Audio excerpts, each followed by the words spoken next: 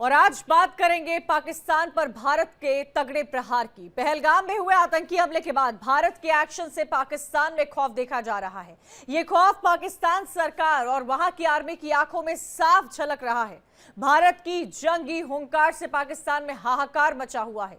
पाकिस्तान में डर इस कदर है कि सेना के बंकरों में निगरानी रखने तक का आदेश दे दिया है। इस डर का कारण एक नहीं कई है। सबसे पहले वो 5 डर का कारण बताते हैं। एक नहीं, दो नहीं, 5 तगड़ी स्ट्राइक्स हैं। पहलगाम आतंकी हमले में पाकिस्तान का सीधा कनेक्शन सामने आने के बाद भारत ने कड़े कदम उठाए हैं। इन फैसलों में सिंधु जल समझौते पर रोक है, जो कि पाकिस्तान पर बड़ी चोट है। बागा अटारी बॉर्डर को बंद करना, राजनयिक मिशन की संख्या घटाना, पाकिस्तानी सैन्य राजनयिकों को हफ्ते भर में भारत छोड़ने का आदेश देना और पाकिस्तानियों के लिए सार्क वीजा रद्द करना शामिल है। और अब डर की सबसे बड़ी वजह बताते हैं। भारत ने 48 घंटे के भीतर पाकिस्तान को संकेत नहीं, साफ साफ संदेश दिया है। इस मैसेज में धमक के साथ गूंज भी है। इसकी गर्जना ऐसी है कि पाकिस्तान को एलओसी के दूसरी तरफ सेना बढ़ानी पड़ गई है। जंगी जहाज आईएनएस सूरत से नौसेना ने मध्यम दूरी की सतह से हवा में मार करने वाली मिसाइल दागी है। अब डर की असली वजह बताते हैं। पाकिस्तान जहां मिसाइल दागने वाला था, ठीक वहीं भारत ने अपनी ताकत दिखाई है। भारतीय नौसेना ने डिस्ट्रॉयर की ताकत देख पाकिस्तान हिल गया है और यही डर की असली वजह है। पाकिस्तान का यह डर आज हर हिंदुस्तानी को काफी अच्छा लग रहा है।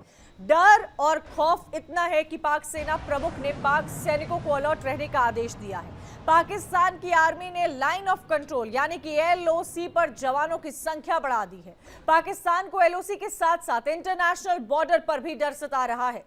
आतंकी हमले के बाद भारत के तेवर देख पाकिस्तान सहम गया है। पाकिस्तान ने कराची से लाहौर और रावलपिंडी एयरबेस पर 18 चीनी निर्मित JF-17 लड़ाकू विमानों की तैनाती कर दी है।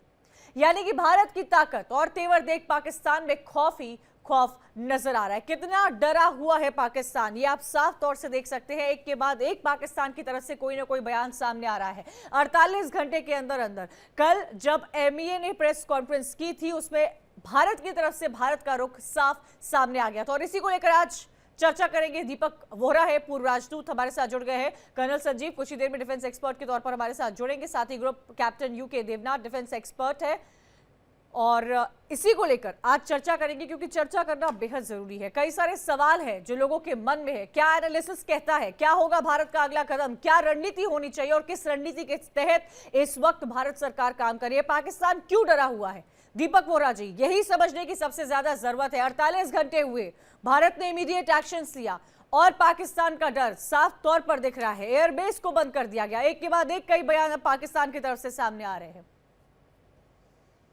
बहुत धन्यवाद ma'am, thank you very much. आभारी हूँ। जब आपके चैनल पर होता हूँ तो बहुत कुछ सीखने को मिलता है। फिर आपके पास हमारे 2 वरिष्ठ फौजी भी हैं, हाईली डेकोरेटेड, तो उनसे भी बहुत कुछ सीखूंगा। मैम, आपने पूछा है कि पाकिस्तान में क्या हो रहा है।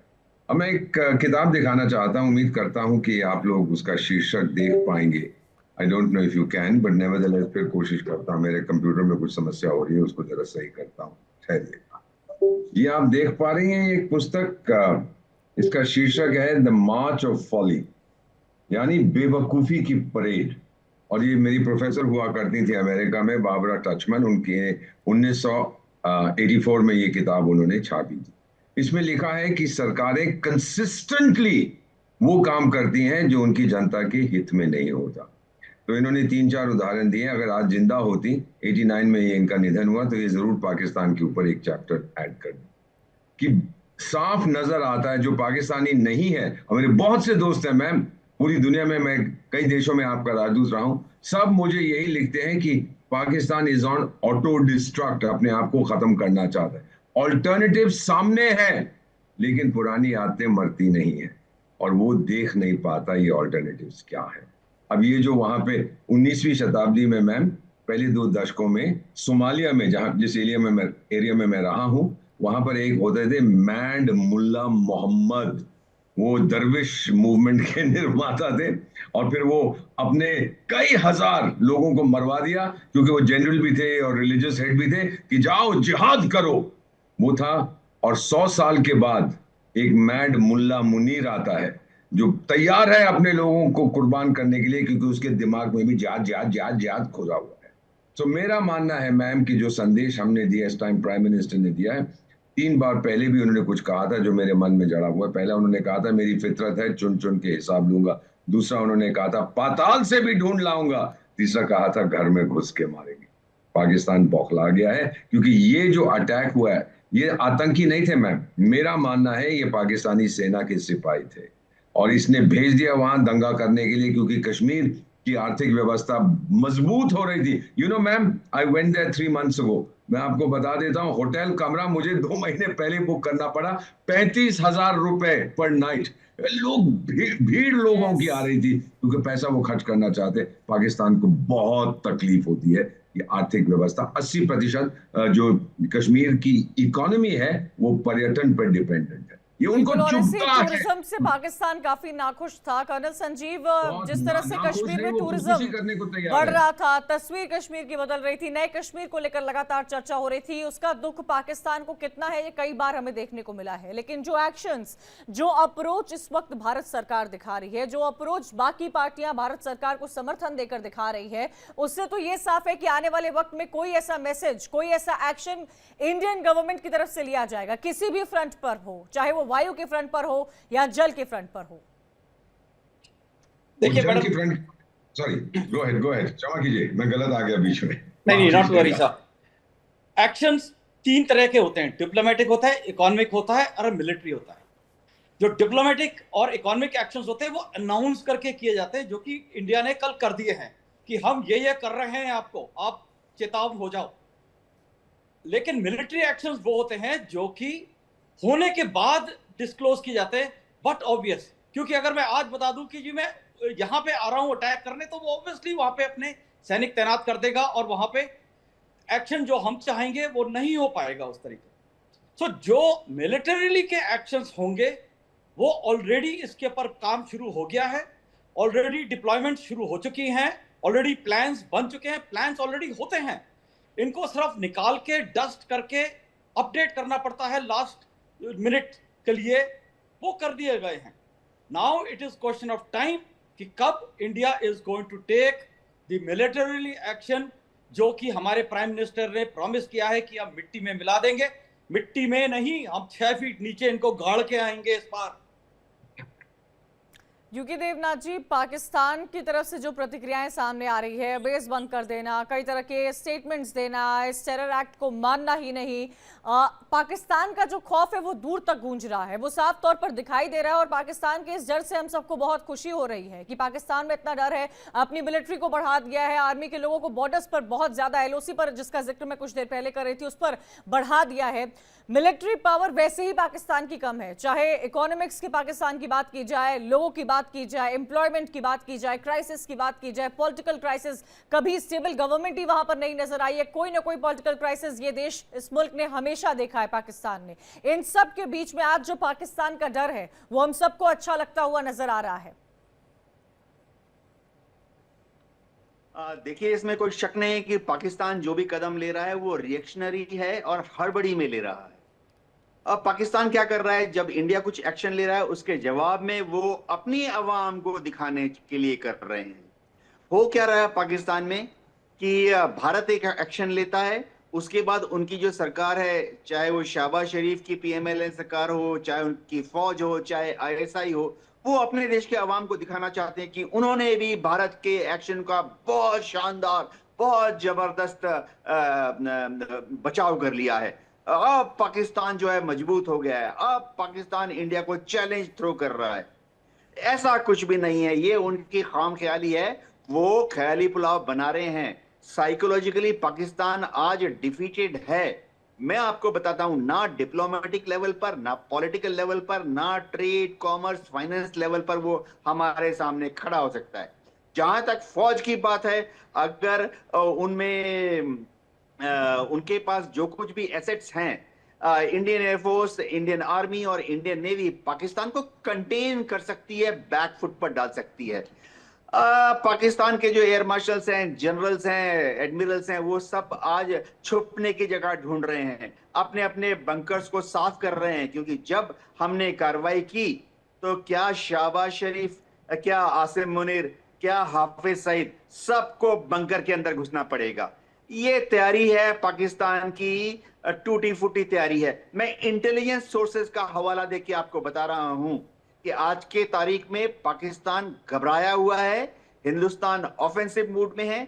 और अगर भारत की जनता ने चाहा, अगर भारत की सरकार ने चाहा, तो हम महज कुछ घंटे के अंदर ही 5 बालाकोट कर सकते हैं, 10 उड़ी जैसे कार्रवाई कर सकते हैं। कराची के हार्बर को हमारी इंडियन नेवी आज महज 6 घंटे के अंदर ब्लॉकेड कर सकती है। ग्वादर को हम बंद कर सकते हैं। हमारी नेवी यह सुनिश्चित कर सकती है, हम वहां फ्रिगेट डिप्लॉय कर देंगे। हमारी नेवी अरब सागर में पाकिस्तान के एक भी कमर्शियल शिप को कराची या गोदार से निकल के बाहर नहीं जाने देगी विदेशों में। और विदेशों से, खासतौर से गल्फ कंट्री से जो कच्चा तेल लिखकर उनकी शिप्स कराची रिफाइनरी की तरफ जाते हैं, हम उनको नहीं जाने देंगे। तो नेवी की ये कार्रवाई हम महज 6 घंटे के अंदर इंश्योर कर सकते हैं। पाकिस्तान घबराया हुआ है, तिल मिलाया हुआ है, उसको पसीने आ रहे हैं जी। बिल्कुल, और वो साफ तौर पर पाकिस्तान की बयानबाजी से और पाकिस्तान जो इस वक्त एक्शंस लेते हुए नजर आ रहा है उस पर जाहिर भी हो रहा है। संजीव श्रीवास्तव जी, इंटरनेशनल फोरम पर कई तरह की प्रतिक्रियाएं सामने आई है और ये जग जाहिर है कि पाकिस्तान टेरर का हब है, पाकिस्तान टेरर की फैक्ट्री है। कई टेररिस्ट है जिनको पनाह देता है पाकिस्तान, वहीं पर पैदा होते हैं, वहीं पर पलते हैं और उन्हीं को वहीं पर ट्रेनिंग भी की जाती है। इन सब के बीच में जो घटना पहलगाम में हुई है, जिससे पूरा देश स्तब्ध है, पाकिस्तान को क्या अपनी छवि का कभी डर नहीं सताया है? जिस तरह से पाकिस्तान की इकोनॉमिक क्राइसिस हमेशा रही है, पॉलिटिकल क्राइसिस रही है, जियोग्राफिकल क्राइसिस रही है, आने वाले वक्त में क्या इंटरनेशनल मंच पर एक ही सुर में पाकिस्तान के खिलाफ आवाज निकलते हुए नहीं देखा जा सकता? देखिए, पाकिस्तान के संदर्भ में हम जैसे कि हम डिस्कस करते रहे हैं कि एक ऐसा अन्य जो विश्व के राष्ट्र हैं उनके पास सेनाएं होती हैं, लेकिन पाकिस्तान एक ऐसा देश है जिसकी सेना के पास ये पूरा देश उसके कंट्रोल में है। और ये जो सेना है वो अपने राष्ट्र के हितों को सेकेंडरी रखती है, अपने हितों को सर्वोपरि रखती है और उसको ऐसा करने में अपनी इमेज का कोई ख्याल नहीं रहता। ये बात बिल्कुल स्पष्ट है। विश्व का सबसे बड़ा जो आतंकी है ओसामा बिन लादेन, वो पाकिस्तान में ही पाया गया था। अभी यूनाइटेड नेशन सिक्योरिटी काउंसिल में डेजिग्नेटेड जितने भी ग्लोबल टेररिस्ट हैं उसमें से आधे से ज्यादा की संख्या पाकिस्तान में। पाकिस्तान आतंकवाद को अपने इंस्ट्रूमेंट के तौर पर और आतंकियों को स्ट्रेटेजिक असेट के रूप में इस्तेमाल करता रहा है। लेकिन ये बात बहुत स्पष्ट है कि वर्तमान समय में पाकिस्तान के अंदर ये जो उन्होंने भस्मासुर पाल रखे हैं वो पाकिस्तान को ही चला रहे हैं। पाकिस्तान की सेना पर ही सीधे सीधे हमले कर रहे हैं। पाकिस्तान की सेना, पाकिस्तान की जो पुलिस फोर्सेस हैं वो सीधे सीधे तहरीके तालिबान पाकिस्तान और अन्य आतंकी संगठन के हमलों का शिकार हो रही है। और पाकिस्तान की आवाम की स्थिति में इसके बारे में ये जितनी दयनीय स्थिति में है इसके बारे में कुछ कहने की आवश्यकता नहीं है। पूरा विश्व जानता है पाकिस्तान बैंकरप्सी की कगार पे है। हर वर्ष भी का प्रतिभा लेकर के इंटरनेशनल मॉनेटरी फंड और अपने तथा एक दो मित्रों के पास जाना पड़ता है। और जैसे कि पाकिस्तान सीवियर पेमेंट क्राइसिस, तो पाकिस्तान के अंदर की स्थितियां बेहद दयनीय है। राजनीतिक स्थिति की बात करूं तो पाकिस्तान का जो सबसे लोकप्रिय नेता है इमरान खान को जेल में बंद है, क्योंकि आर्मी और ISI के लोकप्रिय नेता जनरल मुनीर का जो एक आपने रेडिकल इस्लामिस्ट जो स्पीच आपने सुनी कि उससे ये स्पष्ट रूप से पता चलता है कि पाकिस्तान की सेना का इस तरीके से रेडिकलाइजेशन होता जा रहा है। बिल्कुल, और वो साफ तौर पर दिखता भी रहा है, एक बार दो बार नहीं कई बार। दीपक वोरा जी, जहां मुल्कों की पहचान उनके ट्रेड से होती है, उनकी मिलिट्री से होती है, उनके बजट से होती है, उनके इकोनॉमिक से होती है, वहीं पाकिस्तान की पहचान टेरर से होती है, आतंकवाद से होती है। सिनोनिम लगता है पाकिस्तान और आतंकवाद एक साथ। इन सब के बीच में आपका ये भी कहना था कि वो टेररिस्ट नहीं है, वो पाकिस्तानी सेना है जो पहलगाम में एंटर करके आई थी। और ये बात जग जाहिर भी है कि कैसे पाकिस्तान को पाकिस्तान की सरकार नहीं, पाकिस्तान की आर्मी कंट्रोल करती है। लेकिन आखिर कब तक ये दहशतगर्दी देखने को मिलेगी? जो एक्शंस इंडिया की तरफ से लिए गए हैं डिप्लोमेटिक, जिसका 5 बड़े प्रहारों का जिसका हम जिक्र कर रहे हैं, चाहे वो सार्क वीजा हो, इंडस वाटर ट्रीटी हो, और बॉर्डर की बात की जाए, अटारी की बात की जाए, जो हैंडशेक होता था वो भी नहीं होगा, वो सम्मान भी नहीं शेयर किया होगा, उनके क्या इम्पैक्ट्स नजर आएंगे? Very good question ma'am, you are brilliant. मैं आपको बताता हूं कि जब मैंने ट्रेनिंग की थी नेगोशिएटिंग टैक्टिक्स एंड स्किल्स की, जब मैं यंग ऑफिसर था विदेश मंत्रालय में, तो मुझे बताते थे कि आपकी कनपट्टी पर अगर किसी ने बंदूक रखी हो तो किस तरह से उससे बात करनी है। लेकिन मुझे किसी ने ये नहीं सिखाया कि अगर उस व्यक्ति ने अपनी ही कनपट्टी पे बंदूक रखी हो, वो मैं ट्रिगर दबा दूंगा, उसको मैं क्या कह सकता हूँ? अगर दबा दे ट्रिगर, मर जा, क्या फर्क पड़ता है, मैं तेरे से थोड़ा ना कोई बातचीत करूंगा। मैम, ये जो हमने डिप्लोमेटिक एक्शन लिया, ये तो पहला स्टेज है, लेकिन इसमें सबसे महत्वपूर्ण, if you give me a minute मैं समझाता हूँ, ये जो इंडस वाटर ट्रीटी को हमने अभी सस्पेंड कर रखा है। सवाल यह है, जितने आपके विशेषज्ञ बात हैं, इनकी जानकारी बहुत है। हमारे देश का बंटवारा हुआ है 1947 में, पाकिस्तान का क्रिएशन हुआ, उस समय फिर जंग चल रही थी दोनों सेनाओं के बीच में। तो ये इंडस वाटर ट्रीटी हमने 1960 में क्यों इस पे हस्ताक्षर किए मैम? ये बड़ी मजेदार चीज है, सोचने वाली बात है। इसलिए कि जब बंटवारा हुआ था, ब्रिटिश पंजाब, जो ब्रिटिश इंडियन पंजाब था, एक सीधी लाइन खींची गई थी, और हमारी तरफ जो ब्रिटिश इरिगेशन सिस्टम था बहुत महत्वपूर्ण था, जिसके उसके हेडवर्क जहां से कंट्रोल होती थी, वो कनाल्स फिरोजपुर और दूसरे का मैं नाम अभी भूल रहा, अभी मुझे याद आ जाएगा, वो दोनों हमारी तरफ आ गए थे। अब अगर हम चाहते उस वक्त तो उनकी नहरों को बंद कर सकते थे। पंजाब जो पाकिस्तान के पास गया था, वो 1 महीने के अंदर सूखे से मर जाता। लेकिन फिर जो हमारे नेता उस समय थे, ये माधोपुर और फिरोजपुर की बात कर रहा हूं, जो हमारे नेता थे, उन्हें नहीं दिखाना चाहते हैं दुनिया को हम बड़े अच्छे लोग हैं, ये है वो, हम बात करते रहे बात। फिर 1960 में वर्ल्ड बैंक ने एक अग्रीमेंट करा। अरे वर्ल्ड बैंक क्या कर रहा है वहां पर? क्यों विदेशियों को ला रहे हो अंदर ये सारी चीजें करने के लिए? हमारे पास सेल्फ कॉन्फिडेंस नहीं था ना, नया देश थे। किसकी गलती थी मैं नहीं जानता। अब अगर हमने पानी बंद कर दिया, मैं सिंधु नदी की बात नहीं कर रहा, मैं बात कर रहा हूं कनाल्स की, इरिगेशन वाटर। मेरी बात मानिए मैम, मेरे को बहुत 74 साल की उम्र है, 52 साल हो गए कूटनीति में बेटा।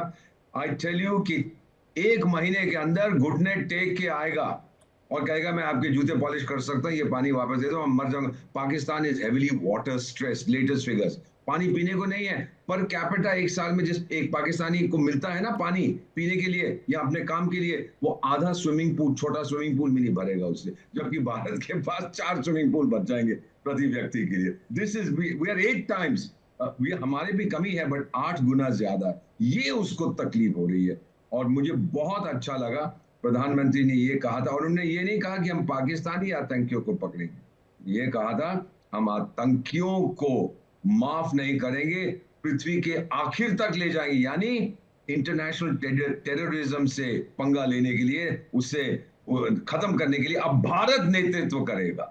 We will deal with terrorist, ये नहीं बोला कि पर्टिकुलर इस देश के या उस देश के, क्योंकि जो हमने comprehensive international convention against terrorism कराई थी संयुक्त राष्ट्र संघ में मैम, उसको अब 30 साल हो गए, मैं वहीं था जब प्रस्ताव रखा, 30 साल से बातचीट होती है, ये होता है वो होता है, और बीच में सबसे ज्यादा मुखालफत पाकिस्तान। अजी कुछ तो अच्छे टेररिस्ट होते हैं, कुछ बुरे होते हैं, अच्छा मैं घर जाऊंगा, मैं सोचूंगा, मैं ये करूंगा, 30 years nothing has happened। अब भारत ने कहा मैं नेतृत्व करूंगा, ये इसके डिप्लोमेटिक मायने, तभी वो बौखलाया हुआ है। और आप जानते हैं ना कितने 42 लीडर्स मैम, 42 लीडर्स ने यहाँ पीएम साहब या हमारे विदेश मंत्रालय से बात की, अंतरराष्ट्रीय, अमेरिका के भी हैं, इसके रूस के भी हैं एटसेट्रा। सिर्फ चीन जो ससुर है पाकिस्तान का वो खामोश है, क्योंकि चीन भी तो अब इस्लामिक रिपब्लिक बन गया ना, तभी तो इसको पाला हुआ है उसने। तो इसमें जो आप देखेंगी पूरी दुनिया अब हमें कह रही, और finally I just read out this message.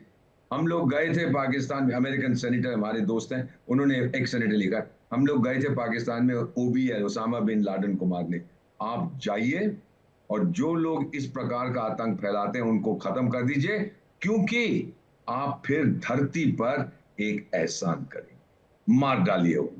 Thank you very much. मुझे कर्नल संजीव, मुझे ये याद है कि जब 2019 के बाद आर्टिकल 370 को हटाया गया था और 35A को हटाया गया था, उसके बाद इंटरनेशनल डेलीगेशन पहुंचा था कश्मीर, ये देखने के लिए कि कश्मीर के हालात क्या है। जब G20 समिट अभी भारत में हुआ था तो भी कश्मीर में जिस की मीटिंग रखी गई थी, तो हमने देखा था कि कश्मीर में कितना कुछ बदलाव हुआ है, और हम सब लगातार इसकी चर्चा करते थे कि कश्मीर में कितनी खुशहाली लौट आई है, कैसे कश्मीर वापस एक तरह से पावर में एम्पावरमेंट की ओर बढ़ता हुआ नजर आ रहा है। हर अच्छी चीजों की वहां पर चर्चा हो रही थी। वो यूथ जिनके हाथों में एक वक्त स्टोन हुआ करते थे, आज उनके हाथों में कलम थे, जो स्पोर्ट्स में है उनके हाथों में फुटबॉल थी। एक बदलता हुआ कश्मीर हम सबके सामने हम सबने देखा है। क्या यही बात पाकिस्तान को रास नहीं आ रही थी? और लगातार एक के बाद एक, चाहे जम्मू में पिछले कुछ समय से टेरर अटैक हमें देखने को मिले हैं, या ये जो पहलगाम में हुआ जिसके बारे में कई सारे सवाल है जो लगातार हम पूछते हुए नजर आ रहे हैं। पता नहीं उन परिवार वालों पर क्या बीत रही होगी जिनके साथ ये घटना घटी है। पूरे देश में इस बात को लेकर गुस्सा है। देखिए मैम, पाकिस्तान को हमेशा कहीं एक गलत फहमी रही थी कि कश्मीर इनके पास आ जाएगा, कि इसके अंदर इंटरनल स्ट्राइक शुरू हो जाएगी और ये सब कहेंगे अगर हम कोई तरीके का एक रेफरेंडम हो जाएगा कि हम पाकिस्तान के साथ जाना चाहते हैं, हम पाकिस्तानी हैं, हम पाकिस्तान के अंदर। लेकिन जब उन्होंने ये देखा कि पाकिस्तान का जो फॉल्स प्रोपेगेंडा था वो फ्लैट पड़ रहा था, कश्मीर के अंदर एक जिसको पहले हमेशा कश्मीर को कहा जाता जन्नत पर पृथ्वी पे जन्नत थी, वो वापस उसी की तरफ बढ़ना शुरू हो गया था। पब्लिक ऑलरेडी के पास जॉब्स आने शुरू हो गए थे। वहां पे रोड्स आज की तारीख में आप देखिए इतनी बढ़िया रोड्स बन गई हैं। मैं तो रेगुलरली वहां जाता रहता हूं। In last 5 years I have seen a transformation of किस तरह से वहां पे घर पक्के बन गए। प्रैक्टिकली हर एक घर के अंदर एक गाड़ी खड़ी हुई है, शॉप्स खुल गई हैं, कोई ब्रांड आप नेम करिए वहां पे अवेलेबल है, आपको मिलेगा। आपके वहां पे स्कूल्स खुल गए हैं, आपके बच्चे वहां से पढ़ के बाहर जा रहे हैं, अब्रॉड के अंदर उनको नौकरियां मिल रही, आपकी स्पोर्ट्स टीम्स आ रही हैं, आपने आईपीएल टाइप की सीरीज शुरू कर दी है। ये एक प्रोग्रेसिव स्टेट को दिखाता है। पाकिस्तान को सांप सूंघ गया है कि अब उसका जो फॉल्स प्रोपेगेंडा है उसी के ऊपर पड़ेगा। और जो पीओके है अब उसने ये कहना शुरू कर दिया कि जब कश्मीर के अंदर इतनी प्रोग्रेस हो सकती है तो हम इतने पिछड़े हुए क्यों हैं? क्या हमने कोई गलती की है पाकिस्तान के साथ लग के? वो अब उसको ये डर है कि शायद पीओके में रेफरेंडम होगा कि हमको वापस कश्मीर के साथ मिलना है, हमको इंडिया का एक हिस्सा बनना है। मैम बिल्कुल। यूके देवनाथ जी, आज इंडियन एयरफोर्स की तरफ से युद्ध अभ्यास किया जा रहा था जिसका नाम आक्रमण भी रखा गया है। नेवी की तरफ से भी किया जा रहा है। आईएनएस का करतब हमने देखा है। हर लेवल पर जो इस वक्त तैयारी है वो साफ तौर पर देखी जा सकती है। भारत की मिलिट्री पावर कितनी स्ट्रांग है, एक छोटा सा एनालिसिस मैं इस पर आपसे लेना चाहूंगी। देखिए कंचन जी, जहां तक भारत की मिलिट्री पावर का सवाल है, हम पाकिस्तान के मुकाबले कम से कम 5 गुना ज्यादा मजबूत हैं। हमारी आर्मी बहुत मजबूत है, हाईली मोटिवेटेड है, बहुत ट्रेंड है, और सबसे बड़ी बात है उनमें जज्बा है। हथियार हमारे बेहतरीन है। नेवी जो है हमारी वो पाकिस्तान से 10 गुना ज्यादा मजबूत है। पाकिस्तान की नेवी को हम कराची के अंदर कंटेन कर सकते हैं। अगर हमारी इंडियन नेवी का पूरा फ्लीट डिप्लॉयमेंट कर दें, eastern naval command, western naval command, तो पाकिस्तान की नेवी जो है वो कराची से बाहर नहीं आ पाएगी। हमने 1971 में इसको किया था, आज फिर हम कर सकते हैं। जहां तक इंडियन एयरफोर्स की बात है, बहुत ज्यादा पावरफुल है। पाकिस्तान की एयरफोर्स हमारे सामने टिक नहीं सकती है। इसका बहुत बड़ा रीजन है हमारे पाकिस्तान की एयरफोर्स में नंबर्स भी कम हैं। प्रैक्टिकली जो इंटेलिजेंस सूत्र हैं वो बता रहे हैं कि उनकी एयरफोर्स में करीबन 22 फाइटर स्क्वाड हैं, लेकिन सिर्फ 250 जहाज सर्विसेबल होते हैं पाकिस्तान की एयरफोर्स के किसी भी दिन। किसी में इंजन नहीं होता, किसी का हाइड्रोलिक सिस्टम खराब होता है, किसी का रेडार सिस्टम खराब है, किसी का बॉम्ब डिलीवरी कंप्यूटर काम नहीं कर रहा। जबकि इसके मुकाबले में इंडियन एयरफोर्स में हमारे पास 32 फाइटर स्क्वाड हैं और हमारे पास एक से एक शानदार जहाज हैं।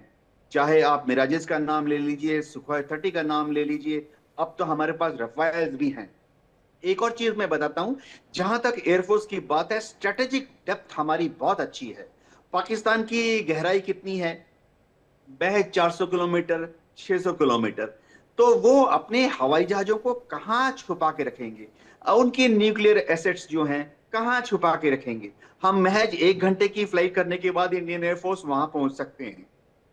जबकि इंडियन एयरफोर्स ने हमारे जितने एसेट्स हैं हमने अंदर रखा हुआ है, मध्य प्रदेश की तरफ, दक्षिण भारत की तरफ, ईस्टर्न एयर कमांड की तरफ रखा हुआ है। तो जैसे आज बात कर रहे हैं एक्सरसाइज आक्रमण, ये क्या होता है?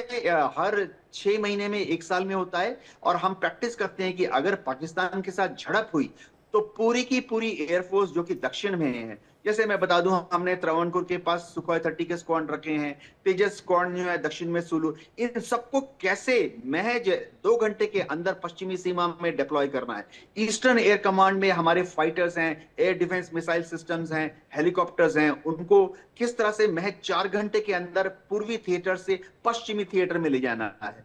ये सब हम प्रैक्टिस करके इतने एक्सपर्ट हो चुके हैं कि जब हम प्रेशर डालेंगे पाकिस्तान के ऊपर, आप देखेंगे शायद उनकी एयरफोर्स 4 या 6 दिन के अंदर कोलैप्स कर जाएगी, उनकी नेवी 10 दिन से ज्यादा सरवाइव नहीं करेगी, और हमारी आर्मी, पाकिस्तान आर्मी को पूरी तरह से 14 दिन के युद्ध के बारे में डोमिनेट कर जाएगी। हमारा जो वॉर रिजर्व है, यानी युद्ध लड़ने की जो क्षमता है, हमने 40 दिन के युद्ध के लिए तैयार रखा है। तो क्षमता नहीं है। ये हमारे भारत की ताकत है जिसका जिक्र लगातार देवनाथ जी यहाँ पर कर रहे थे। इससे एक बात तो साफ है कि भारत की शक्ति कितनी ज्यादा है ये सिर्फ हर भारतीय को नहीं, ये देश दुनिया के हर कोने तक जग जाहिर है, और इतना ही शक्ति प्रदर्शन आने वाले समय में भारत अपना दिखाएगा। यानी कि भारत पूरी तरह से, संजीव श्रीवास्तव जी, तैयार है। पाकिस्तान की तरफ से भी अपनी तैयारी की जा रही है। पाकिस्तान की तरफ से LOC पर जवानों की तैनाती को बढ़ाया जा रहा है, और साथ ही साथ जो चीनी क्राफ्ट है उनको वहां पर तैनात किया जा रहा है, उनको बढ़ाया जा रहा है। तैयारी पाकिस्तान, ये दिख रहा है कि पाकिस्तान में बौखलाहट है संजीव जी, जो एक्शंस इंडिया ने लिए हैं और जो पास्ट एक्सपीरियंस पाकिस्तान का रहा है इंडिया के साथ, एयर स्ट्राइक हो, सर्जिकल स्ट्राइक हो, ये तमाम चीजों से पाकिस्तान के मन में अब डर तो साफ तौर पर नजर आ रहा है। एक के बाद एक आदेश पाकिस्तान की तरफ से दिए जा रहे हैं। पाकिस्तान की आर्मी जो है वो पूरी तरह से अपने जवानों को चप्पे चप्पे पर तैनात कर रख रही है। लेकिन एक बात तो साफ है, कितनी भी स्ट्रैटेजी तैयार कर ली जाए, कोई भी तैयारी पाकिस्तान कर ले, एक बार फिर से उसे हार का सामना करना पड़ेगा। देखिए कंचन जी, भारत की सुरक्षा तंत्र के समक्ष सारे ऑप्शंस ऑन द टेबल हैं, और जाहिर है कि वो जो ऑप्शंस हैं आपको पब्लिक पे डिस्कस नहीं किए जा सकते, और उनको जो है अंजाम तक इम्प्लीमेंट करना, जिसको कि कहते हैं कि at the time of our choosing we will respond. But इसमें कोई दो राय नहीं है कि हम रिस्पॉन्ड करने जा रहे हैं, क्योंकि इसका विजन बहुत स्पष्ट है, इसका स्ट्रेटेजिक विजन भी बहुत स्पष्ट है कि पाकिस्तान जैसा जो राष्ट्र है, यदि उसने इतनी बड़ी कोई आतंकवादी घटना को अंजाम दिया, और यदि हमने उसका माकूल जवाब नहीं दिया जैसा कि ये नया भारत देता है, तो ये जो पाकिस्तान है वो उसी तरीके की जो हरकतें करेगा जैसा कि 26/11 के बाद जो हमने रिस्पांस नहीं दे पाए थे। दुर्भाग्य से उस समय जो राजनीतिक इच्छा शक्ति कमी थी, मैं स्पष्ट रूप से कहना चाहता हूँ, इसकी वजह से वो रिस्पांस नहीं गया था, और उसका परिणाम कंचन ये हुआ था कि भारत के आए दिन शहरों में, छोटे शहरों में, बड़े शहरों में आतंकवादी हमलों की जो है तादाद में बहुत वृद्धि हो गई।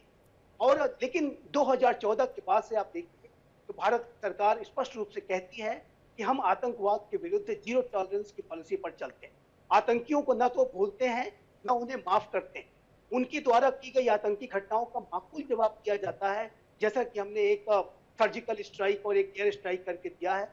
और मैं इस संदर्भ में, जब आतंकियों ने एक बार फिर से रेड लाइन क्रॉस की है, और भारत का ये जवाब है बिल्कुल अपेक्षित है, ये अवश्य दिया जाना चाहिए, ताकि जो पाकिस्तान के अंदर का जो खौफ है, जो दहशत है, जो आज दिखाई दे रही है, जैसा कि आपने बताया कि पाकिस्तान के अंदर बेचैनी है कि भारत किस तरीके की कार्रवाई करने जा रहा है, क्या करने जा रहा है, इस तरीके का जब प्रेशर, जब पाकिस्तानी जो हुक्मरान है, वहाँ की आर्मी, वहाँ के ISI, वहाँ के रियल रूलर्स हैं, और जिनके की संरक्षण में लश्कर तोयबा जैसे, मोहम्मद जैसे आतंकी पलते हैं, उनके ऊपर जब तक खौफ नहीं पैदा होगा, जब तक इस तरीके का उनके अंदर भय नहीं पैदा होगा भारत का, तब तक इस पर लगाम नहीं लग सकता। और इसी वजह से आज भारत के बेहद आवश्यक है कि भारत एक कार्रवाई करे, लेकिन एक कार्रवाई का जो तरीका क्या होगा, जाहिर है कि वो समय आने पर ही पता चलेगा। ये देखने वाली, बिल्कुल ये देखने वाली बात होगी। अच्छा दीपक बोरा जी, इंडिया की तरफ से जो कदम उठाए गए हैं, चाहे वो सार्क वीजा को लेकर हो या एम्बेसडर्स को लेकर हो, वहां से वापस बुलाना, यहाँ से भेजना, इनके क्या मायने होते हैं, कितना इम्पैक्ट पड़ता है, क्या इफेक्ट होता है? क्योंकि you belong from that field, ये मैं आपसे समझना चाहूंगी। और मैं ये भी समझना चाहूंगी कि आने वाले वक्त में क्या इसे लॉन्ग टर्म की स्थिति के साथ साथ देखा जा रहा है? Ma'am, I am happy to tell you कि जो कुछ इन्होंने किया ये मेरे साथ पर्सनली भी हुआ है। किसी देश में मुझे मेरी पोस्टिंग हुई थी, उन्होंने स्वीकार नहीं किया था क्योंकि हमने उनके व्यक्ति को नहीं लिया, उन्होंने मुझे नहीं लिया। ये टिट फॉर टैट हुआ था, डिप्लोमेसी में ये बड़ा कॉमन है। ये जो हमने इनके मिलिट्री अटैची, नेवल अटैची, एयर अटैची को दफा कर दिया यहाँ से, दैट इज वेरी सिग्निफिकेंट। दफा हो जाओ, क्योंकि हम लोग आपके साथ किसी प्रकार के संपर्क नहीं रखना चाहते, अपने सपोर्ट स्टाफ को भी नहीं। वीजा की जो मुझे लगता है चोट लगेगी पाकिस्तान को बहुत, क्योंकि कई 100 लोग वहां से हर साल भारत में आते हैं मेडिकल ट्रीटमेंट के। पिछले साल पूरी दुनिया में हमने लगभग 20 लाख मेडिकल वीजा दिए थे, और उसमें से पाकिस्तान से भी लोग आते हैं, क्योंकि वहाँ हॉस्पिटल है नहीं ना। और जो हॉस्पिटल है, वहाँ के लोग मुझे कहते हैं अगर हम चले गए हॉस्पिटल के अंदर तो फिर हमारा शव बाहर आता है। वहाँ दवाइयां नहीं है, डॉक्टर घूस खाते हैं, यूजलेस फेलोज, तो सब हमारे पास दौड़े आते हैं। So this is going to hurt. Diplomatically हमने ये साबित कर दिया है कि आपके साथ जो हमारे द्विपक्षीय संबंध है उसको हम मिनिमाइज कर रहे हैं। हमने डिप्लोमेटिक रिलेशंस तोड़े नहीं है, मिनिमाइज कर दिए। और पाकिस्तान अब जवाब में क्या कहता है, हम भारत के साथ ट्रेड खत्म करें। और टाइगर, तूने खुद ही ट्रेड 5 साल पहले खत्म कर दी थी, अब क्यों, तो क्या खत्म कर रहा है? वो भूल जाते हैं मैम, वो इतने ऑब्सेस्ड हैं जिहाद के साथ कि अरे भूल गए। वो पुरानी सरकार ने तो वो क्या नाम था वो क्रिकेट खिलाड़ी जो आजकल जेल में बैठा हुआ है, उसने तो बिल्कुल ही बंद कर दी थी ट्रेड हमारे साथ। ये कहां से शुरू हुई? और दोबारा आप लोग क्या कर रहे हैं? फिर हम ये नहीं करेंगे, वो नहीं करेंगे, बैठे रहो यार चुप करके।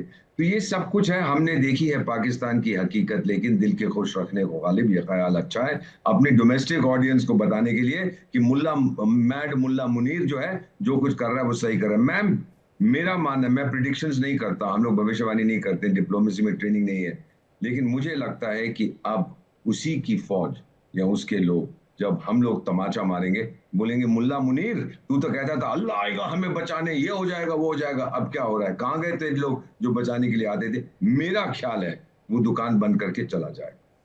कर्नल संजीव, धर्म के नाम पर जो टेरर अटैक किया गया है, जो विक्टिम्स के परिवार वाले हैं जिनका स्टेटमेंट सामने आया है कि उनसे किस तरह उनका पूरा नाम पूछा गया, उनके पहचान पत्र मांगे गए, कुछ ये कह रहे हैं कि कलमा पढ़ने को कहा गया, तरह तरह की बातें सामने आ रही है। धर्म के नाम पर इस तरह का टेरर अटैक कम ही हमने देखा है, और ये कई सारे सवाल खड़े करता है। ये सवाल खड़े करता है इन टेररिस्ट पर, ये सवाल खड़े करता है उन ऑर्गेनाइजेशंस पर जो टेरर को फंड करते हैं।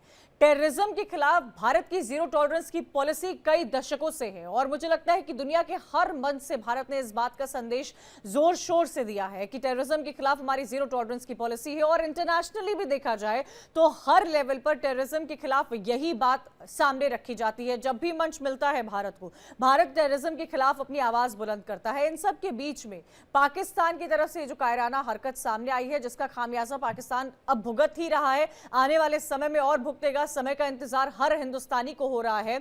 इंटरनेशनल मीडिया का भी कवरेज काफी इस पर देखने को मिल रहा है। इंटरनेशनली भी कई सारे ऐसे फोन कॉल्स हैं जो बड़े लीडर से भारत को आए हैं, जिसमें भारत के प्रति समर्थन साफ तौर पर देखने को मिल रहा है। कर्नल संजीव, देखिए मैडम, पूरी दुनिया प्रैक्टिकली आज की तारीख में एक ही टाइप के टेररिज्म से परेशान हो रखी है, और एक अच्छा टेररिस्ट वही होता है जो कि डेड टेररिस्ट होता है। देयर इज नो गुड और अ बैड टेररिस्ट, खत्म हो गए वो। एक अच्छा टेररिस्ट है वो अल्लाह के पास ही होना चाहिए, अपनी हुरों के साथ बैठे, हमारे को उसको धरती पे नहीं चाहिए, वहां जाए। ये जो इन्होंने करने की कोशिश की थी कि हम धर्म के साथ कि हम चेक करेंगे, और हिंदुओं को सेग्रीगेट करके इन्होंने जो मारा है वो एक एक्चुअली भारत के वजूद के ऊपर इन्होंने स्ट्राइक किया। It was a strike on India, it was not a strike on those 26 innocent civilians जो वहां पे थे उस समय। अनफॉर्चुनेटली उनका एम ये था, ये दिखाना, क्योंकि 16 अप्रैल को मिस्टर मुनीर साहब ने एक स्टेटमेंट कहा था जिसके अंदर कहा था कि मुस्लिम ज्यादा हिंदू से एक स्टेप आगे है और वो ज्यादा स्ट्रांग है, हमको उसको प्रूव करना है। उन्होंने शायद इसी का वक्फा लेके, जैसे एम्बेसडर वोरा साहब ने कहा था, आई एम 100% श्योर ये पाकिस्तान आर्मी के लोग हैं जो कि अपने लेके आए हैं एक ऑर्डर कि आप जाके प्रूव करिए, जो कि आपके चीफ ऑफ आर्मी स्टाफ ने कहा था, और उसको वहां पे आके उन्होंने प्रूव करने की किया। नॉट रियलाइजिंग कि इन्होंने जो किया है, आज इन्होंने मधुमक्खी के छत्ते के अंदर हाथ डाल दिया। अब इनके ऊपर ऐसे टूट के पड़ेंगे कि इनको समझ नहीं आएगा कि क्या हुआ। और ये जो सांप है, मैं हमेशा कहता हूँ, ये जो इनका चीफ ऑफ आर्मी स्टाफ है, ये कोबरा है, इसको सिर्फ मारने का एक ही तरीका है कि इसके पैर, सर के ऊपर पैर रख के दबा दिए और कुचल दीजिए। जिस दिन ये हो गया, पाकिस्तान प्रोबेबली प्रोग्रेसिव स्टेट की तरफ बढ़ना शुरू हो जाएगा। देवनाथ जी, जिस जगह ये अटैक हुआ है, पहलगाम में जिस एरिया में अटैक हुआ है, और क्योंकि कई सारे इनपुट्स हैं जो सामने आ रहे हैं, आज गवर्नमेंट को भी जब मीटिंग चल रही थी तो आईबी की तरफ से, होम मिनिस्ट्री की तरफ से वो पूरी रिपोर्ट तैयार करके दी गई है कि चूक कहाँ पर हुई है, कैसे आगे ये घटनाएं न हो, इस पर जोर देना चाहिए। जिस एरिया का यहाँ पर जिक्र किया जा रहा है, जो तमाम वीडियो सामने आ रहे हैं, मैं उसके बारे में भी आपसे समझना चाहती हूँ कि कैसे लोकलाइट्स का समर्थन मिल गया, जिन 2 लोकलाइट्स की यहाँ पर बात की जा रही है, क्योंकि कश्मीर में काफी हद तक युवाओं को एक अच्छी राह दिखाने की कोशिश की गई है, युवाओं के लिए रोजगार पैदा करने की कोशिश की गई है, युवाओं के लिए बिजनेस पैदा करने की कोशिश की गई है, स्किल डेवलपमेंट पर ध्यान दिया गया है, स्कूल कॉलेजेस पर ध्यान दिया गया है, आर्ट सिनेमा लिटरेचर पर भी ध्यान दिया गया है। लेकिन कई ऐसे युवा हैं जिन्होंने हाथ में पत्थर छोड़कर कलम को पकड़ा है, लेकिन उन सबके बावजूद भी जो रिपोर्ट्स अब तक सामने आ रही है, जिसमें कहा जा रहा है कि 1-2 लोकलाइट्स हैं जो शामिल हुए हैं, उसमें कहीं ना कहीं एक लापरवाही या एक चूक है जो देखी जा रही है। कंचन जी, देखिए, मैं ये कहूंगा कि जहां तक सिक्योरिटी फोर्सेस का सवाल है, JNK police, CRPF, BSF, Indian army की आरआर बटालियंस बहुत शानदार काम कर रही हैं। सुरक्षा के बारे में जो चूक है, मैं फौज का एक आकलन होता है, ये माना जाता है कि जहां तक सुरक्षा का सवाल है, इंटेलिजेंस का सवाल है, 100 में से अगर आप 90 बार दुश्मन को रोक देते हो, या 100 में से 95 बार दुश्मन को रोक देते हो, तो वो काफी अच्छा परफॉर्मेंस माना जाता है। दुनिया की कोई फौज, दुनिया की कोई इंटेलिजेंस एजेंसी आज तक नहीं बनी है जो कि 100 में से 100 बार दुश्मन की कार्रवाई को, हरकत को रोक दे। हमने देखा है क्या हुआ इजराइल में 2023 7 अक्टूबर को। मोसाद इतनी प्रोफेशनल है, शिन बेट उनकी इंटरनल सिक्योरिटी सर्विसेज, जासूसी सर्विस है, बहुत शानदार काम करती है, लेकिन मोसाद, शिन बेट, आईडीएफ का पूरा आकलन, एंटिसिपेशन काम नहीं किया। तो हाँ, ये जरूर है कि हमारे, अब मैं एक बता ही देता हूं। देखिए, इंटेलिजेंस फेलियर ऐसे हो जाती है, या सिक्योरिटी में चूक जो आप कह रहे हैं, क्योंकि सिक्योरिटी फोर्सेस को, बीएसएफ, सीआरपीएफ, जेएनके पुलिस को पूरा क्लियर इंस्ट्रक्शन है कि चाहे एक आतंकवादी हाथ से निकल जाए, लेकिन जो लोकल पॉपुलेशन है उनको तकलीफ नहीं होनी चाहिए, क्योंकि सुरक्षा बलों को लॉन्ग टर्म में लोकल पॉपुलेशन को अपने साथ रखना है। तो एक आतंकवादी को पकड़ने के लिए हम 10 लोकल पॉपुलेशन को तंग नहीं करना चाहते, ये ब्रीफिंग में कहा जाता है, क्योंकि हमें मालूम है कि हमें उनके दिल और दिमाग पर फतह हासिल करनी है। अगर हम एक गांव को घेर लेते हैं, सर्च एंड कॉर्डन ऑपरेशन करते हैं, और उसके दौरान 10 महिलाओं को, 10 बूढ़ों को, 10 बच्चों को तंग करते हैं, तो इससे होगा क्या कि उस गांव के जो बाकी के 10 युवक हैं, वो हमेशा हमेशा के लिए भारत की जो सुरक्षा बल है उनको सुहानी कोऑपरेट नहीं करेगी। उनके पास खबर होगी फिर भी आके नहीं बताएंगे। तो ये सुरक्षा का चूक नहीं है, ये हमारा एक मानव जो ह्यूमन फेस है वो दर्शाता है। हम भी बहुत क्रूएल हो सकते हैं। दुनिया में काफी देश हैं कि अब इजराइल का नाम ले ही लेता हूं कि उन्होंने जाके 51,000 मार दिए, लेकिन हमारी सरकार, हम डेमोक्रेसी हैं, हमारी सरकार, ministry of defence, home ministry ने क्लियर इंस्ट्रक्शन दिया हुआ है कि हर हालत में लोकल पॉपुलेशन को कुछ नहीं होना पड़ेगा। हाँ, 100 में से एक भ्रमित युवक होता है, उसको हम कंटेन कर सकते हैं, उसको हम काबू में कर सकते हैं, लेकिन हम अगर ज्यादा हार्श बन जाएंगे, ज्यादा कठोर बन जाएंगे, तो फिर 100 में से 5, 100 में से 10, 100 में से 20 युवक फिर से पत्थर फेंकना शुरू कर देंगे। एक मिलिट्री साइकोलॉजिस्ट के हिसाब से मैं बात कर रहा हूं। मैं कश्मीर के लोगों का समर्थन करता हूं, क्योंकि मैं वहां 4 साल तक पोस्टेड था। एक आम कश्मीरी जो है वो भारत के साथ रहना चाहता है। धारा 370 जब से निकाली गई है, तब से तो कश्मीर के लोगों को लगता है कि उनकी पावर बढ़ गई है। आज कश्मीर में भावना ये है कि एक आम कश्मीरी की, कि वो भी उतना ही पावरफुल है जितना कि कोई भी भारत का दूसरा नागरिक। ये सिर्फ भ्रमित, मिसगाइडेड 100 में से एक बच्चा होता है। हम इनको काबू में रख सकते हैं, कंट्रोल में रख सकते हैं। हाँ, पहलगांव में जो हुआ, फौज में हम कहते हैं mistakes made, corrective action taken. तो कोई उंगली नहीं उठाई जाएगी। अभी पूरा फौज का, सिक्योरिटी फोर्सेस का, इंटेलिजेंस एजेंसी, चाहे इंटेलिजेंस ब्यूरो, चाहे रॉ हो या जेएनके पुलिस की जो एलआईयू है, पूरा ध्यान इस पर है कि ये जो 4-5 टेररिस्ट मिसिंग है, ये किसी पहाड़, किसी पत्थर के पीछे छुपे हुए हैं। ऐसा ना हो कि आज रात को, कल सुबह एक और दुर्घटना को अंजाम दे दें। अभी हम फॉल्ट फाइंडिंग नहीं करना चाहते, अभी हम एक दूसरे के ऊपर कोई भी दोषारोपण नहीं करना चाहते, उसके लिए बाद में बहुत समय है। जी कंचन जी।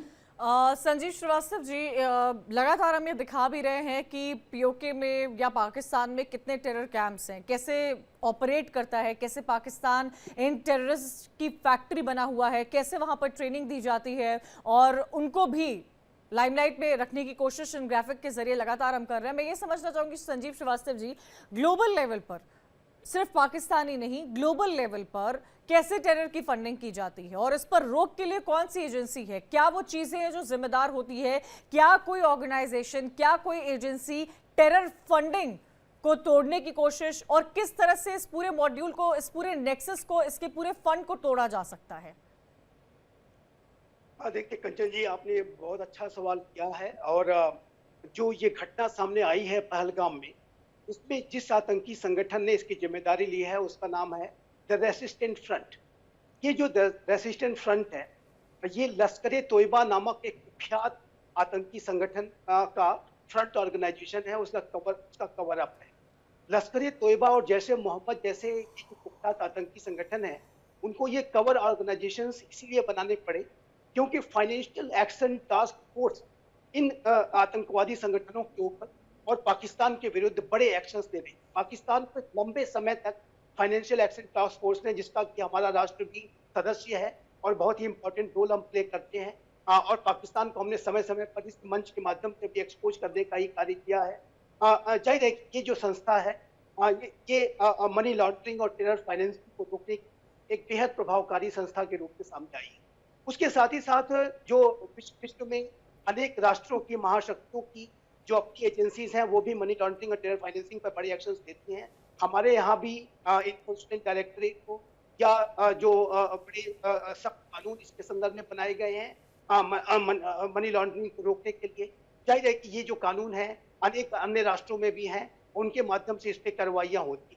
तो जो जहाँ तक मनी लॉन्ड्रिंग और टेरर फाइनेंसिंग को रोकने के संबंधित अंतर्राष्ट्रीय संस्थानों और राष्ट्रों के भी, राष्ट्र के अंदर लॉज का प्रश्न है, वो बहुत ही रोबस्ट है, बहुत ही उसका प्रभाव है। और आज लश्कर ए तोयबा और जैसे मोहम्मद को यदि अपने फ्रंट ऑर्गेनाइजेशंस को बनाना पड़ा है, लश्कर ए तोयबा टीआरएफ के माध्यम से ये हमले की जिम्मेदारी ले रहा है, तो जाहिर है कि ये फाइनेंशियल एक्शन टास्क फोर्स का ही प्रभाव है जिसकी वजह से आज ऐसा करना पड़ा है। क्योंकि ये पाकिस्तान को इस बात का लगातार डर सताता है कहीं वो फिर से ग्रे लिस्ट पे ना चला जाए, जो कि बड़ी मशक्कत के बाद वो किसी तरीके से बाहर आया है। उसके ऊपर तो ब्लैक लिस्टिंग का भी खतरा मंडरा सकता है, और ऐसे में उसको जो भी कर्ज वगैरह मिलता है वो भी मिलना बंद हो जाएगा। तो ये जो FATF इसके संदर्भ में सबसे प्रभावकारी संस्था है। कंचन जी, एक दो बातें मैं और कहना चाहता हूँ। देखिए, जो पहलगाम में जो आतंकियों ने जो हमला किया, ये उसी तरीके का हमला था जैसे कि हमास ने 7 अक्टूबर 2023 को इजराइल के ऊपर किया। भले से इसका रूप कुछ छोटा हो, लेकिन इन्होंने जो मोटस ऑपरेंडी अपनाई, जिस तरीके की शैतानी सोच को दर्शाया, जिस तरीके से क्लैश ऑफ सिविलाइजेशन, धर्मों को आपस में लड़ाने की एक जो आतंकी सोच है, उसका उन्होंने मुजाहिरा किया है, प्रदर्शन किया है। जाहिर है कि हमला उसी तरीके का है जैसा कि इजराइल के ऊपर किया गया था, और इसी वजह से इसका जो रिस्पॉन्स है वो बहुत ही सख्त होना चाहिए। आपने ऐसा तो जो हमला इजराइल के ऊपर किया, आपने देखा कि इजराइल उसे किस तरीके से रिस्पॉन्ड कर रहा है। हालांकि मैं इस बात को मानता हूँ कि जो सिविलियन कैजुअलिटीज हैं, ह्यूमैनिटेरियन क्राइसिस हैं, कोलैटरल डैमेजेस हैं, उससे हमें बचना होगा और हम उससे बचेंगे भी। लेकिन जहां तक आतंकियों की इन शैतानी सोच पर प्रहार करने का प्रश्न है, तो वो प्रहार बहुत सख्त होना चाहिए। ये वैसा ही होना चाहिए जैसे कि इजराइल ने हमास के ऊपर किया है, या हिजबुल्लाह के ऊपर किया है, या खुद के ऊपर किया जा रहा है। तो ये मेरा पहला कहना होगा। दूसरा, मैं ये बात कहना चाहता हूँ आपके चैनल के माध्यम कि आतंकवाद के संदर्भ में हमें अपनी जो स्ट्रेटेजिक थिंकिंग है और अपना जो स्ट्रेटेजिक कल्चर है, उसमें भी बदलाव लाने की आवश्यकता है। हमें अपनी जो मेमोरीज हैं उसको लॉन्ग बनाने की आवश्यकता है। अगर कोई आतंकी भारत में आतंकवादी घटना किया हुआ है तो जाहिर है कि उसका हॉट परस्यूट होना चाहिए, चाहे उसके लिए कितना भी लंबा समय क्यों न लगे, चाहे वो कहीं जहाँ कहाँ भी क्यों न छुपा हो। और मुझे इस बात की बड़ी खुशी है कि भारत की एजेंसी ने शानदार कार्य किया है कि उन 17 वर्षों के बाद मुंबई बम हमलों के जो मास्टरमाइंड तहफ्फुज़ हसन राणा को भारत लेकर के आए हैं। और उसी तरीके का जो अप्रोच है, कंसिस्टेंट अप्रोच, और हमारे जो ऑपरेशंस होने चाहिए आतंकवाद के विरुद्ध, वो कंसिस्टेंट होने चाहिए। ऐसा ना हो कि सिर्फ जब कभी हमला हो तभी ऑपरेशंस हो, जब हमले नहीं भी हो रहे हो उसके बावजूद भी यदि हमें कोई हाई वैल्यू टारगेट दिखता है हमें उसके ऊपर कार्रवाई करनी चाहिए। ये सबक हम यूनाइटेड स्टेट्स ऑफ अमेरिका से सीख सकते हैं। यूनाइटेड स्टेट्स ऑफ अमेरिका में चाहे वॉर टाइम हो, चाहे वो पीस टाइम हो, यूनाइटेड स्टेट्स ऑफ अमेरिका ने हाई वैल्यू टेरर टारगेट्स को लगातार हिट करने का कार्य किया है, चाहे वो सीरिया हो, लिबिया हो, अफगानिस्तान हो, जहाँ कहीं भी उन्हें ऐसा अवसर और इसी ये बात जो आप इस वक्त कह रहे हैं संजीव जी, वो कई एक्सपर्ट्स की तरफ से भी सामने आई है। और दीपक वोरा जी, इसी को एक्सटेंड करते हुए मैं आपसे पूछना चाहूंगी कि कंसिस्टेंसी पर बात की जा रही है कि टेरर के अगेंस्ट जो अटैक किए जाते हैं, जो ऑपरेशंस चलाए जाते हैं, कई जाहिर होते हैं, कुछ सीक्रेट रहते हैं, क्या उसमें कंसिस्टेंसी मेंटेन की जानी चाहिए? और अगर की जानी चाहिए तो उसका चेहरा कैसा होगा? मैम, पूरी तरह से तो हम बता नहीं सकते कि हम यहाँ पे ये एक्शन लेने वाले हैं, क्योंकि काफी हद तक सीक्रेसी बहुत जरूरी होती है। मैंने खुद अपने करियर में ये देखा है।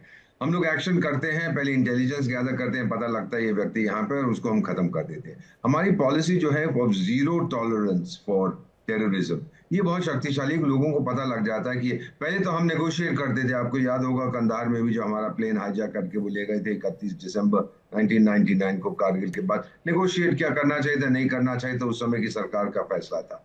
लेकिन अब बड़ा क्लियर है कि हम नेगोशिएट नहीं करेंगे और हम मारेंगे चुन चुन के। आप जानते हैं आजकल तो बड़ा पॉपुलर हो गया है अज्ञात लोग क्लब लिमिटेड। वो कहाँ इधर जाते हैं, कभी उधर जाते हैं, मार डालते हैं, फिर पाकिस्तानी अखबारों में और आपके चैनल्स पे आता है अज्ञात लोगों ने मार दिया उसको। ये बड़ा शक्तिशाली क्लब है। मैं नहीं कह रहा कि हमने ये बनाया, जो भी है ये लोग ये अपना काम बड़ी अच्छी तरह से कर रहे हैं। So we will not, PM ने बोला है ना कि तुम दुनिया के आखिर हिस्से तक चले जाओ, वहां से भी हम आपको वापस लाएंगे। So this is the fact that we are consistent now in fighting terrorism। और ये जो FATF की बात हुई थी, फाइनेंशियल एक्शन टास्क फोर्स, जिसको अब 30 साल से ज्यादा हो गए हैं, उसकी कोई फॉर्मल सैंक्शन नहीं है कि इसको हम जूता मारेंगे ना। लेकिन उसको अगर वो अपनी ब्लैक लिस्ट या मॉनिटरिंग लिस्ट में डालते हैं, ग्रे लिस्ट में, दूसरे देश, दूसरी इन्वेस्टमेंट जो कंपनियां हैं, दूसरे जो पूंजी निवेश करते हैं, वो उस देश में नहीं जाएंगे। ये उसका बहुत बड़ा प्रेशर होता है। अब पाकिस्तान में देख लीजिए, पिछले साल पाकिस्तान के जो लीडर्स हैं, अरे देखो जी हम तो दुनिया का सबसे अच्छा इन्वेस्टमेंट डेस्टिनेशन है, $1 नहीं आता उनके पास। तो ये सारी चीजें ही हैं, जब उनको डाल दिया आपने फाइनेंशियल एक्शन टास्क फोर्स में, कोई नहीं जाएगा। मेरा नहीं ख्याल यहाँ पे जो बाकी 3 विशेषज्ञ बैठे हैं उनको बोलूं जहाँ सोमालिया में जाके इन्वेस्ट करो, ये अपना एक पैसा नहीं डालेंगे वहां पर, क्योंकि वापस नहीं आएगा, सिक्योरिटी नहीं है। वही पाकिस्तान की हालत है। But ma'am, if you expect Pakistan to change, वो नहीं बदलेंगे। वो बच्चों के मन में जो जहर घोला जाता है वो नहीं बदलेंगे। इसीलिए एक ही तरीका है। दीपक जी, ये बहुत इंपॉर्टेंट बात है। और कर्नल संजीव जी, क्या पाकिस्तान में यही ट्रेनिंग दी जाती है? जहां पर कई हम मुल्क देखते हैं, जब से पाकिस्तान भारत से अलग हुआ है, एक अलग मुल्क बना है, तब से ही वहां पर क्राइसिस देखने को मिली है। कभी भी वहां पर एक बड़े तौर पर वो डेवलपमेंट हो नहीं पाया है जो बाकी मुल्कों में हो पाया है। और शायद इसी वजह से, क्योंकि वहां का जो युवा है उनको बरगलाया जाता है, उनको ब्रेन वॉश किया जाता है। वहां की सेना टेररिज्म को किस तरह प्रमोट करती है, उन युवाओं को कैसे टेररिज्म में ले आती है, क्या यही एक पैरामीटर है जिस पर पाकिस्तान वर्क करता है? मैडम, जो मदरसाज हैं पाकिस्तान के अंदर, और बाई इंफॉर्मेशन अप्रोक्सीमेटली 30,000 तो रजिस्टर्ड मदरसाज हैं, और इससे शायद डबल होंगी जो कि वहाँ पे अनरजिस्टर्ड मदरसाज चल रही हैं। इन मदरसाज के अंदर 3-4 साल के बच्चों को लिया जाता है और उनको सिर्फ एक ही चीज़ सिखाई जाती है कि इस्लाम सबसे सुपीरियर रिलीजन है और बाकी जितने रिलीजन हैं वो काफिर हैं। जब ब्रेन वॉश 4 साल की उम्र से ही शुरू हो जाता है, तो आप इमेजिन करिए कि जब वो 17 या 18 साल का वो बन के यूथ बाहर निकलता है उस मदरसा से, तो वो कितना अपने दिमाग के अंदर और अपने दिल के अंदर जहर घोला हुआ निकला हुआ है एक इंसान है। He is actually a problem. उसको साइकोलॉजिकली भी उसको हम मुश्किल से है उसको शायद ठीक कर पाएं। दिस गाय इज फिनिश्ड, उसका दिमाग खत्म हो चुका है, उसके दिमाग में सिर्फ एक ही चीज घुसी हुई है कि मैं सुपीरियर हूं और मेरा काम है बाकी लोगों को नीचे दबा के रखना। और यही अनफॉर्चुनेटली पाकिस्तान के अंदर सिखाया जाता है, और यही इसी का कारण है कि वो एक वर्ल्ड के अंदर नंबर 1 डेफिनेटली बन गया है, एक ही चीज के अंदर, टेररिज्म के अंदर। It is a factory of producing best terrorist in the world. इसके लिए इनको 100% 100 आउट ऑफ 100 मार्क्स दिए जा सकते हैं। यूके देवनाथ जी, मैं क्लोजिंग के टुवर्ड्स जा रही हूँ और मैं क्लोजिंग स्टेटमेंट ही यहाँ पर आपका से लेना चाहूँगी कि क्या क्या ट्रेनिंग, क्या ब्रेन वॉश, क्या बातें इन युवाओं से की जाती है कि वो इतने बरगला जाते हैं कि दूसरे मुल्क में आकर इस तरह सिविलियंस को टारगेट करते हैं, उनका धर्म उनसे पूछते हैं, उनका पूरा नाम उनसे जानना चाहते हैं, क्या संदेश देना चाहते हैं, क्या इनके दिमाग में बातें कही जाती है, कैसे इतने ब्रेन वॉश किए जा सकते हैं ये यूथ्स? कंचन जी, आईएसआई जब भी इनको सिलेक्ट करती है 3 क्राइटेरिया देखती हैं। पहले तो दिमागी तौर पर थोड़े कमजोर होने चाहिए, आईक्यू लेवल थोड़ा कम होना चाहिए। दूसरी देखते हैं कि क्या उनका क्रिमिनल बैकग्राउंड है, क्या वो जेल के अंदर है, क्या वो तस्करी, ड्रग्स, हथियार की स्मगलिंग में पकड़ा गया है, तो उसको भरोसा देते हैं तो हिंदुस्तान में घुस जा, हम तेरे को मेडल दिलवा देंगे, जेल से छोड़ देंगे। और सबसे बड़ी चीज जो आईएसआई इनको जब ट्रेनिंग देती है, वो उनको ये कहती है तूने अपनी माँ को याद रखना है, अपने धर्म को याद रखना है, और 72 हुरें तेरे को मिलेंगी। तो 72 हुर के नाम पर कुछ ये खुश हो जाते हैं, कुछ अजीब सी साइकोलॉजी है। मैं धर्म का नाम नहीं लूंगा, तो 72 हुरों से मिलने के लिए बहुत लालायित हो जाते हैं। ठीक है, भारत सरकार के पास, हमारे सुरक्षा बलों के पास बहुत तरीके हैं इनको जल्दी से 72 हुरों के पास भेजने के लिए। जी बिल्कुल, और इसी को लेकर चुड़ैलें मिलती है सर, पूरे खत्म हो गई है वहाँ। अच्छा दीपक जी, मैं आपका क्लोजिंग स्टेटमेंट लेना चाहूंगी क्योंकि अब ये मैम, हाँ जी, अभी जो आप बात कर रही थी, जो बोल रहे थे मेरे पूर्व की बात कर सहयोगी, रहे थे, हाँ जी हाँ, ये जो टेररिस्ट बनते हैं, कहाँ से आते हैं ये फैक्ट्री? मैं बता देता हूँ, ये कराची की झोपड़पट्टी से आते हैं, ये बाकी पाकिस्तानी शहरों की झोपड़पट्टी में था। कभी जाइएगा, मेरे पाकिस्तानी दोस्त कहते हैं, एक छोटे से झोपड़ी में जाते हैं, हाँ जी मैडम बताइए कितनी संतान है जी? 27 बच्चे हैं मेरे। क्या फर्क पड़ता है 4-5 अगर उसके मर जाते हैं? ये आते हैं लोग जो आतंकी संगठन के लोग होते हैं, पैसे दिए, बच्चे को ले गए, बोल भाई बेटा वो तेरी 72 बैठी है वहां पे, चुड़ैलें अपने आप को जाके उड़ा दे, मिल जाएंगी। ये जो है दीज आर कैनन फॉडर जो होते हैं ना, जब ये शब्द आप समझती हैं, जो इन लोगों का प्रयोग करो। और जब तक पॉपुलेशन कंट्रोल वहां नहीं होगा मैम, ये रुकने वाला नहीं है। Take it from me, this is not going to stop. जहर बच्चे के पैदा होते ही उसके मन में घुसना शुरू कर देते हैं। वहां की तो महिलाओं को तो आप जानते हैं, हमारे देश में आप जानते हैं रिप्रोडक्शन, अब टोटल फर्टिलिटी रेट 1.9 आ गया, बिलो रिप्रोडक्शन रेट। वहां तो बढ़ता जा रहा है। वहां पर ma'am, I am sorry to have to say this, 26 crore, 26.5 crore आतंकी बैठे हैं, कैसे निपटोगे उनसे? लगातार भारत की तरफ से अपनी बातें कही जा रही है, लगातार मीटिंग्स हो रही है, श्रीनगर से लेकर दिल्ली तक यहाँ पर मीटिंग का दौर जारी है और कई ऐसे स्ट्रैटेजिक डेवलपमेंट है जो सामने आ रहे हैं। इन्हीं सब के साथ मैं आखिरी स्टेटमेंट देना चाहूंगी संजीव जी आपका, और मैं ये समझना चाहूंगी कि गोइंग फॉरवर्ड जो एक्शंस, इमीडिएट एक्शंस इंडिया की तरफ से लिए गए हैं जिसमें सबकी सहमति है, एक तो चीज साफ है कि ये जो एक्शन कल एमईए की तरफ से जो प्रेस ब्रीफिंग हुई थी और उसमें एक्शंस लिए गए हैं, उसी से पाकिस्तान डर गया है, पाकिस्तान अपनी तैयारी कर रहा है, पाकिस्तान डिफेंसिव मोड पे अब आ चुका है। देखिए डेफिनेटली ये तो हमने अनाउंस कर दिया, और जो अनाउंस नहीं किए हैं वो कहते हैं ना, हमारे को डरना उससे चाहिए जो नहीं दिख रहा है, वही हो रहा है। पाकिस्तान उससे नहीं डरा है कि जो हमने अनाउंस कर दिए। Pakistan is scared and today petrified of the action which we are likely to take in near future, which we have not announced. ये उसका खौफ है पाकिस्तान के अंदर।